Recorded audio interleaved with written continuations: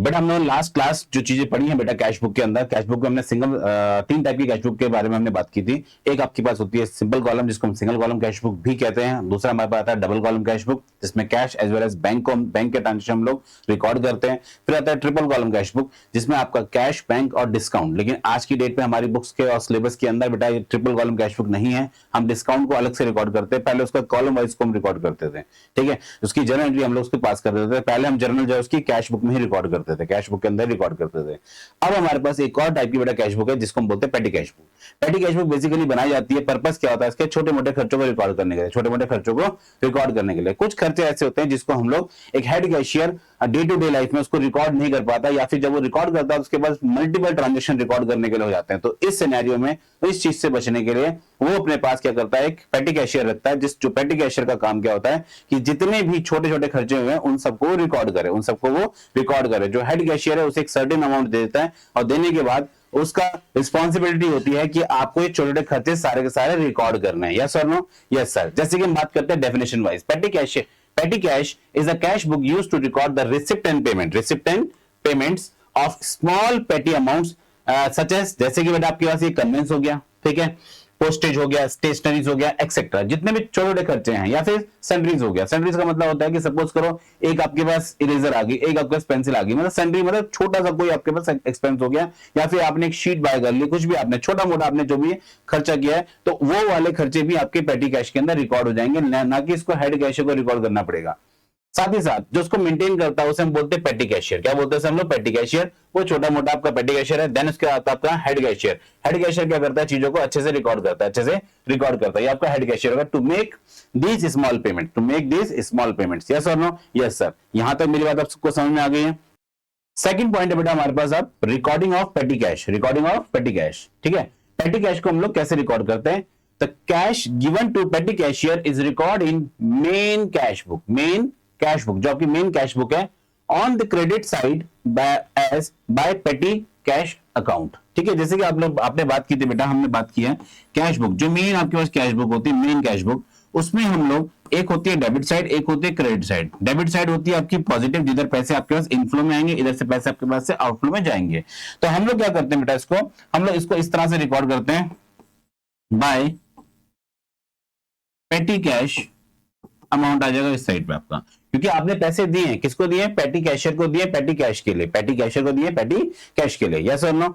The same amount is record in petty cash book on debit side. अब petty cash book वाला इसको कैसे record करेगा? Sir इसको पेटी कैश बुक वाला रिकॉर्ड करने वाला है, पेटी कैश बुक, अगर मैं बात करता हूं इसमें भी दो साइड है, डेबिट साइड और क्रेडिट साइड, तो पेटी कैश इसको रिकॉर्ड करेगा टू कैश बुक के नाम पे, यस और नो? उसके पास पैसे कहां से आए? मेन कैश से आए, मेन कैश अकाउंट से आए। यस और नो? Yes sir. ठीक है, चलिए आगे चलते हैं हम लोग। सिस्टम ऑफ पेटी कैश, ये अपने आप में दो टाइप की है बेटा। हमारे पास क्या है? दो टाइप की पेटी कैश बुक होती है। एक होती है सिंपल सिस्टम, इसका सिंपल सिस्टम बेटा, और एक आपका आता है थोड़ा सा analytical simple system, imprest system, और एक आपके पास पेटी कैश को बनाने के तरीका अपने पास क्या है? दो टाइप के तरीके हैं, दो टाइप के तरीके होते हैं पेटी कैश को रिकॉर्ड करने के।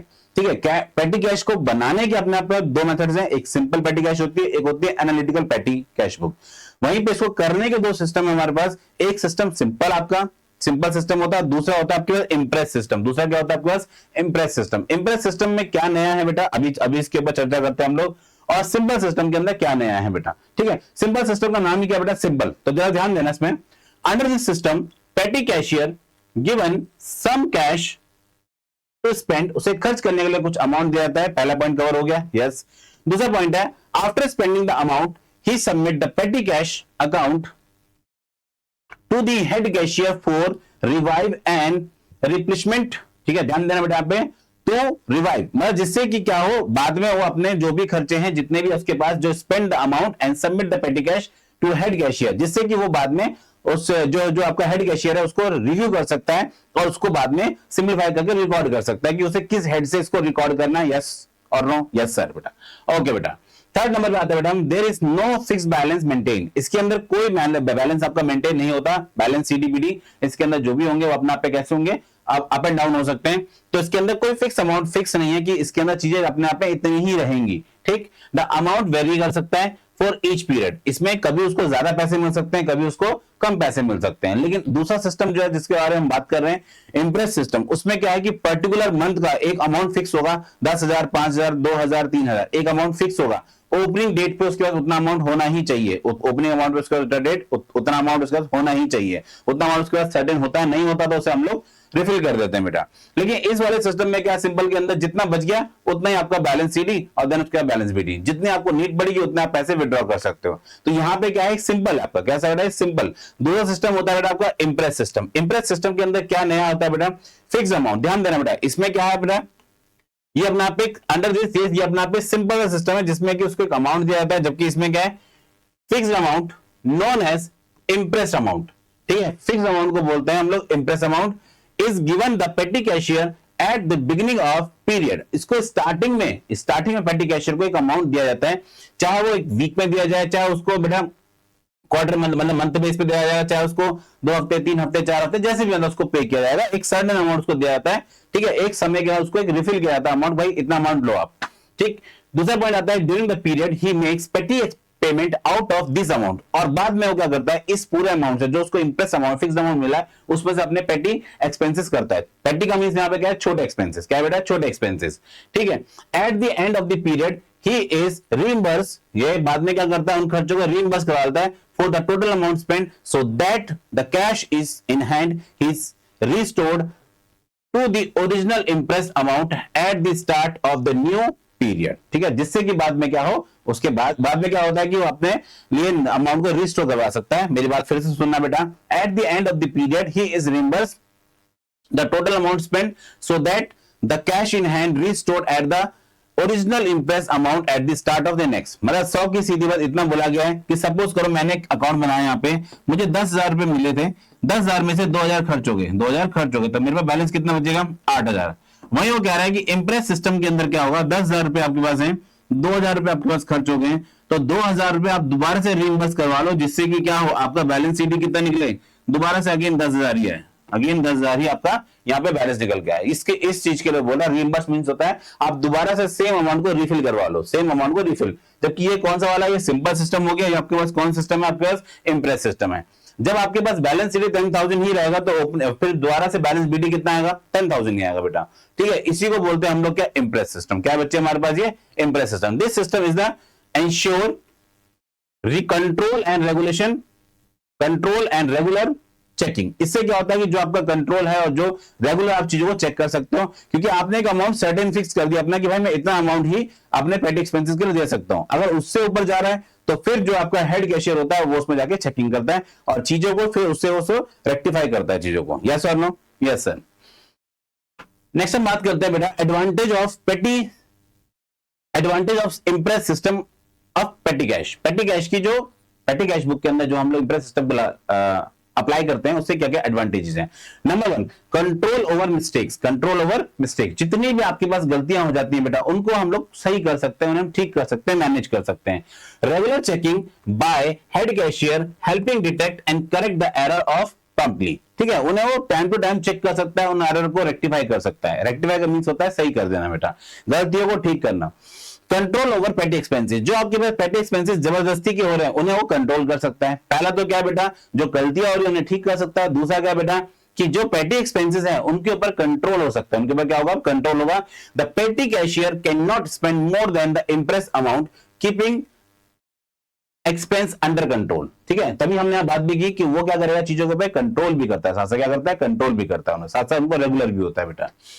नेक्स्ट आता है बेटा क्या, कंट्रोल ओवर फ्रॉड्स। अगर मान के चलिए कोई चीजें हमारे पास बेटा फ्रॉड हो जा रही हैं तो पेटी कैशियर जब इंप्रेस सिस्टम के अंदर होता है तो उससे वो फ्रॉड भी नहीं हो पाता है। रीजन क्या बेटा, ध्यान देना, misuse of cash to minimize at the petty cashier can spend only the imprest amount and is accountable. अब जैसे मान के चलिए पहले क्या होता था, जो खर्चे उसको मिल रहे थे वो पूरा खर्च कर दे रहा था, जो खर्चे मिल रहे थे पूरा। अगर उसे किसी अमाउंट में 10,000 मिले तो पूरे 10,000 खर्च कर दिए, किसी अमाउंट में उसको 15 मिले तो 15 खर्च कर दिए, 12 मिले तो 12 खर्च कर दिए।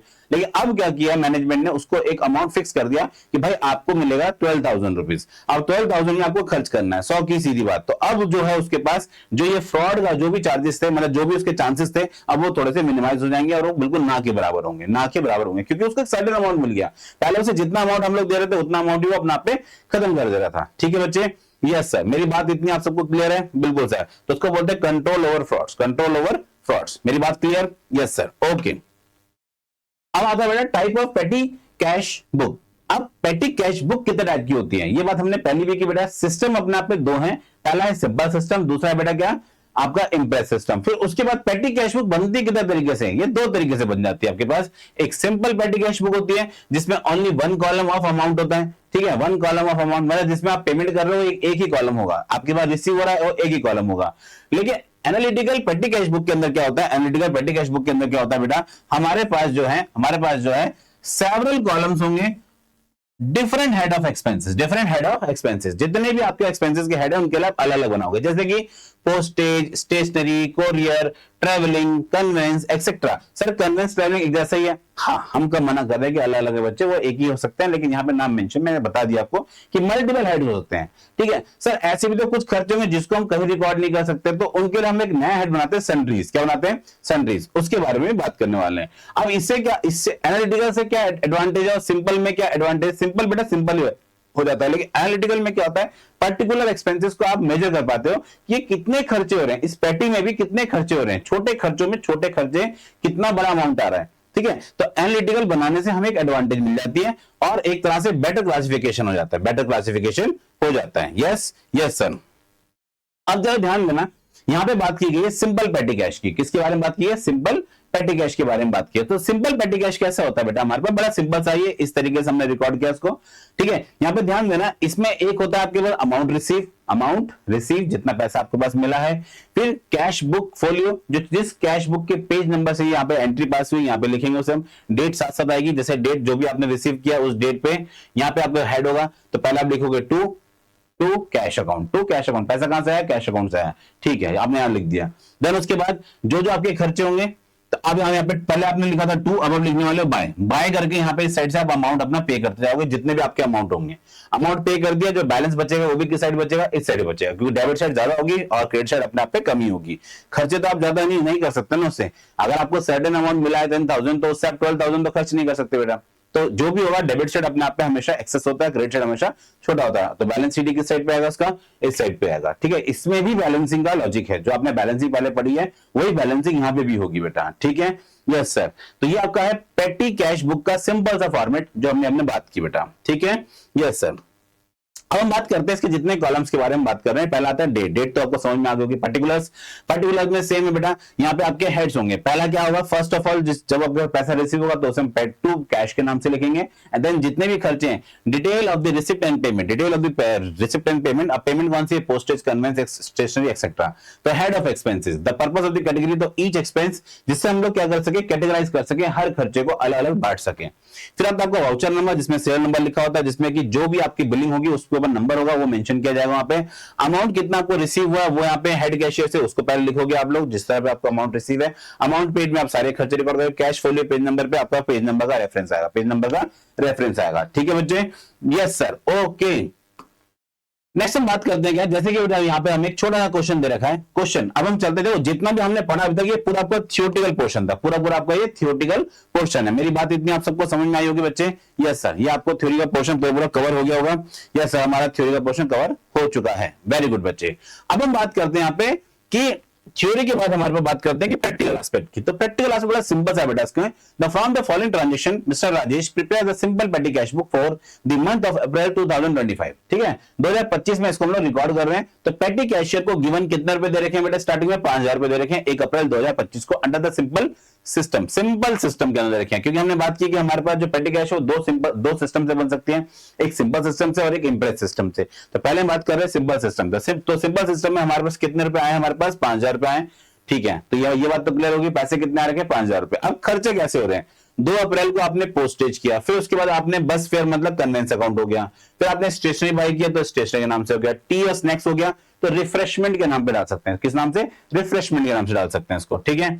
फिर आपका कोरियर है तो उसको आप कोरियर के नाम से डाल सकते हो, पोस्टेज के नाम पे डाल सकते हो। रिपेयर है, रिपेयर ऑफ टाइपराइटर, तो उसको आप लोग डाल सकते हो सन्ड्री एक्सपेंसेस के नाम पे, क्योंकि टाइपराइटर के अपने रिपेयर पे खर्च किया तो हमें इसके ऊपर एक रिपेयर अकाउंट बनाना पड़ेगा। तो रिपेयर तो मशीन्स का भी होता है, रिपेयर तो बड़ी बड़ी मशीनों का भी होता है, तो बड़ा खर्चा होगा, क्या वो इसके अंदर आएगा सन्ड्रीज के अंदर, मतलब पेटी कैश बुक के अंदर नहीं। तो हम यहाँ पे एक छोटा सा एक अकाउंट और बनाते हैं, जिस खर्चों को मैं डिवाइड नहीं कर पा रहा, जिस खर्चों को मैं कहीं पे भी पुट नहीं कर पा रहा, उसे मैं सन्ड्रीज में डाल दूंगा, तो बाय सन्ड्रीज। नेक्स्ट हम बात करते हैं क्या, पेड फॉर कार्टेज, तो कार्टेज के नाम से आप यहाँ बनाएंगे। फिर अगर पेन और पेंसिल, तो अगेन स्टेशनरी है तो स्टेशनरी नाम से हम इसको रिकॉर्ड करेंगे। एंड बैलेंस इन हैंड, तो आपको पता करना है 30 अप्रैल में बताओ उसके पास कितना बैलेंस बचा होगा, कितना बैलेंस उसके पास बचा होगा 30 अप्रैल को यहाँ पे बैलेंस कितना होगा, ठीक है बच्चे, यस सर। तो अब हम इसका न्यूमेरिकल करने जा रहे हैं बेटा, तो थोड़ा ध्यान देना, जो भी हमने फॉर्मेट बात की थी वही फॉर्मेट हमने यहाँ पे पहले से बना के रखा हुआ है, क्योंकि टाइम वेस्ट ना हो बेटा हमारा, ठीक है सर। तो फर्स्ट ऑफ ऑल पहले हमारे पास ध्यान देना पे डेट, तो 1 अप्रैल को हमारे पास कितना बैलेंस है 2025 में, तो यहां लिखेंगे 2 कैश अकाउंट या कैश बुक, ठीक है। हमारे पास कितना अमाउंट है बेटा, हम उस अमाउंट को यहाँ पे लिखने वाले हैं इस साइड पे, तो हमें अमाउंट मिला है वहां से 5,000 रुपए, कितना मिला है 5,000 रुपए का हमें यहाँ पे अमाउंट मिला है, ठीक है, यस सर। अब हम क्या कर रहे हैं, अपने पास जितने भी खर्चे उनको बारी बारी से रिकॉर्ड कर रहे हैं। तो पहला खर्चा क्या हमारे पास, पोस्टेज का है, तो मैं लिखने वाला हूं यहाँ पे, और तारीख क्या बेटा 2 अप्रैल को 2 अप्रैल टू पोस्टेज के नाम पे, टू पोस्टेज, ठीक है। तो पोस्टेज है कितने रुपए का पोस्टेज बच्चे, 150 रुपए का पोस्टेज है, कितने का 150 रुपए का पोस्टेज, तो पेड अमाउंट में कितना आ जाएगा यहाँ पे 150 रुपए।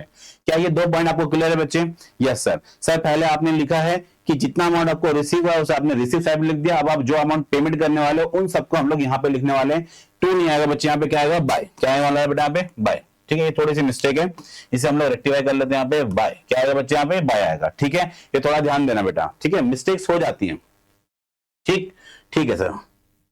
सेकंड की बात है 4 April, paid for bus fare 60 rupees है, paid for bus fare 60 rupees है, ठीक है। तो डेट क्या बच्चे, डेट साथ में मेंशन करेंगे, 4 अप्रैल को है 60 रुपीज।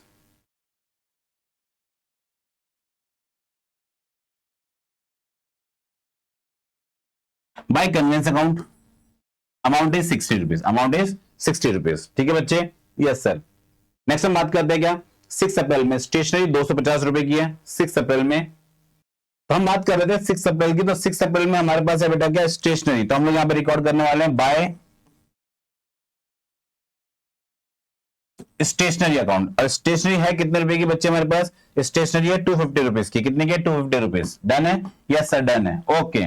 नेक्स्ट चलते हैं, नेक्स्ट एक्सपेंसेस हमारे पास 6 अप्रैल भी हो गया। अब हमारे पास 10 अप्रैल को paid for stationery and snacks 180 rupees, paid for tea and snacks,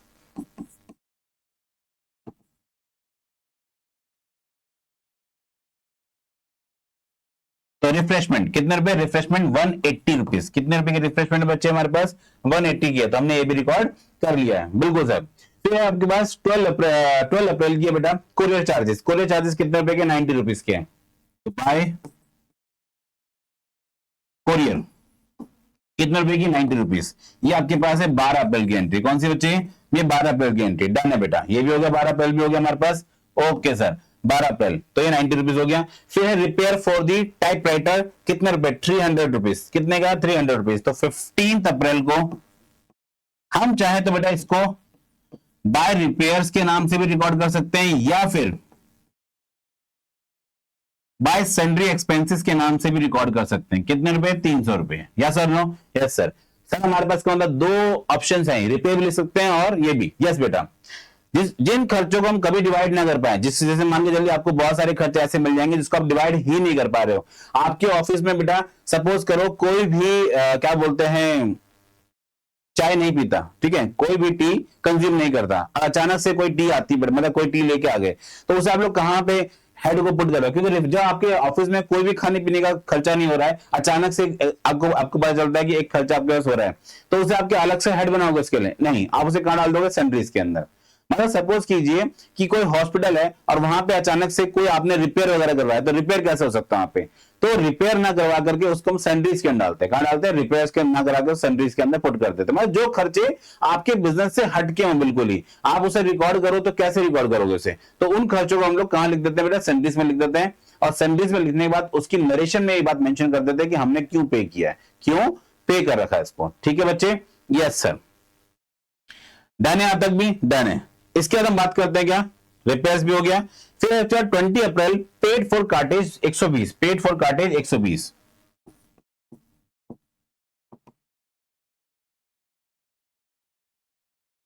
paid for cartage 120 rupees. Done है यहां तक भी? यस सर, कार्टेज भी हो गया। फिर इसके बाद आपके आपने पेन पेंसिल के लिए खर्च किए 200 रुपए, पेन पेंसिल आपने खर्च किए 200 रुपए, 20 ये आपके पास 25 अप्रैल की है।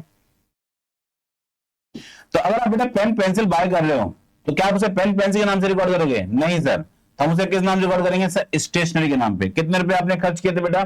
सर हमने खर्च किए 200 रुपए। कितने रुपए खर्च किए? 200 रुपए। डन है यहां तक भी? Yes sir. अब जब आप सारे खर्चे सारे एक्सपेंसेस आपने रिकॉर्ड कर लिए, इनकम आपने रिकॉर्ड कर लिया, अब आपके पास जो काम बचता है बेटा वो बचता है इनकी बैलेंसिंग करने का। ठीक है, तो जरा ध्यान देना बैलेंसिंग क्या होगी। तो हमारे पास टोटल कितना है बेटा इसका टोटल कितना है? तो सर इसका टोटल है 5000 रुपीज। कितना है? 5000। अभी आप देखिए यहाँ पे खर्चों का टोटल कितना बन रहा है आपके पास? सर हम करके बताते हैं। ओके, करके बताइए बेटा आप मुझे। इन जितने भी आपके पास एक्सपेंसेस है इन सभी को आपको यहाँ पे टोटल करना है बच्चे। ठीक है? यस सर, टोटल करते हैं इसको हम लोग। तो टोटल करते हैं बेटा फटाफट से, मेरी हेल्प करना आप सबको सब। सर 150 यस प्लस 60 ओके बेटा, फिर है 250 बिल्कुल सर, फिर आएगा 180 बिल्कुल, फिर आएगा 90 ओके सर, 90 बाद है 300 बिल्कुल सही, फिर इसके बाद है 120, फिर इसके बाद है 200 रुपीज बिल्कुल। तो ये आपके पास टोटल बन रहा है बेटा 1350। कितना बन रहा है? 1350। अब एक बताइए आपको कैश कितना रिसीव हुआ था? आपको कैश रिसीव हुआ था 5000 रुपीज। कितना खर्च हो गया आपके पास? 1350 रुपीज आपके पास खर्च हो गए। तो इसका मतलब जो हमारे पास 5000 में से 1350 रुपीज गए, तो नेट नेट आपके पास कितने रुपए बचे होंगे? यहाँ बचे होंगे 650, यहाँ पे 1 कैरी किया 43, तो 3650। मेरी बात यहां तक क्लियर है? यस सर, 3650 आपके पास हम उसको रिकॉर्ड करने वाले बैलेंस सीडी होगा हमारे पास। जो खर्चा हमारे पास हो चुका है वो कितना हो गया? 1350 रुपए खर्च हो गया हमारे पास। 5000 में से 1350 हमारे पास खर्च हो चुके हैं। ठीक है? Yes sir. अब बस इसको हमें यहाँ पे रिकॉर्ड कर देना है, इसको हमें यहाँ पे रिकॉर्ड कर देना है। तो हम यहाँ पे क्या लिखने वाले हैं? बाय बैलेंस सीडी, तो 5000 माइनस दिस, तो ये हो जाएगा आपके पास 3650। तो डन है यहां तक भी? यस सर डन है। और दोनों साइड में टोटल कितना आ जाएगा? 5000। कितना आ जाएगा? 5000। दोनों साइड का टोटल कितना आ जाएगा? 5000। ये आप यहाँ पे इसको फुलफिल कर दोगे बेटा, पूरे कॉलम को बना के ऐसे। बस इतना सा काम आपको करना है बच्चे, और कुछ नया नहीं करना। और फिर इसके बाद जो इधर बैलेंस सीडी है उसको आप लोग यहाँ पे क्या लिखोगे? To balance BD, to balance brought down, और अमाउंट कितना आ जाएगा वहां पे? 3650। 3650 रुपए का आपका बैलेंस बीडी आ जाएगा।